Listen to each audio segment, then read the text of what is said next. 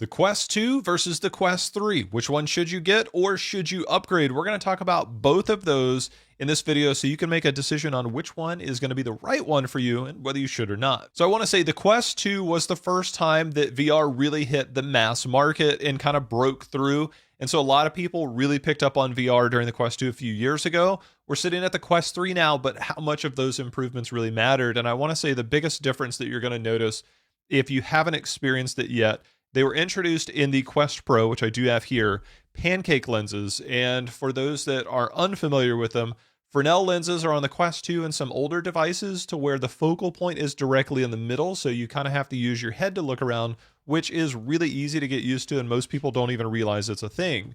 The pancake lenses are a lot different, and you can use your eyes to look around more, and you have a lot more edge to edge clarity. And the Fresnel lenses on the Quest 2 also had issues with what a lot of people would refer to as God rays, basically like bright lights or bright like lettering that would have like stretch light.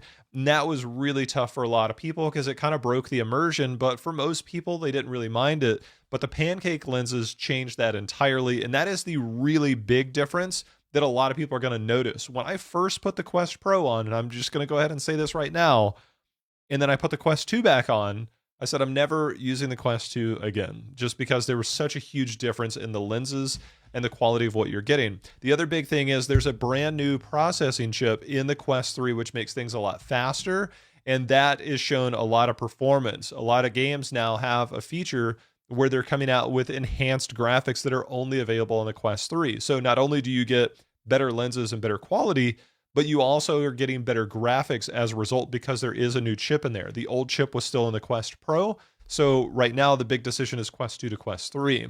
So that's a really big part. That's where most of the things you're going to see performance-wise. But there is some other really cool features. There was pass-through to get mixed reality in the Quest 2, but in the Quest 3, we now have a color camera on the front. So you get full color pass through, but you also have a LiDAR sensor that's in the middle. So it will help map the room. You don't have to draw out your boundaries anymore. You can set things up just by looking around the room. It's pretty incredible. And that has been one of my favorite features is the clarity on it is much better.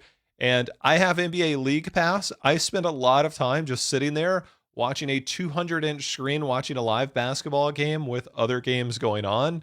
That's something that I use probably 3 to 4 days a week on top of my regular VR usage. And so there's a lot of things that people like or dislike. As far as battery goes, it's relatively the same between these. The controllers are going to be slightly different, with the Quest 2 having the old Halo style and the Quest 3 one being a lot different. A lot of things that happened are on the software side, so there's been a lot of improvements. So you do get a lot more performance out of your controllers in general. But if we were to answer the question of Quest 2 versus Quest 3, obviously it's going to come down to what is your budget. If you can really take that step into VR and you want to like really be blown away, the Quest 3 is going to be where it's at, just because the improvements are so drastic from the Quest 2, just because of the lenses alone and then the processing chips. You're getting a lot better quality and power. If you are trying to get into VR for the first time and you're saying, hey, I'm going to go a little bit under, I guess, maybe the Quest 3 budget, you go with the Quest 2, and you're going to be very impressed with what things are.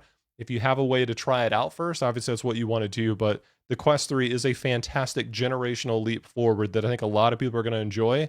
And the Quest 2 to hit mass market, the Quest 3, I think, is going to really capitalize on that.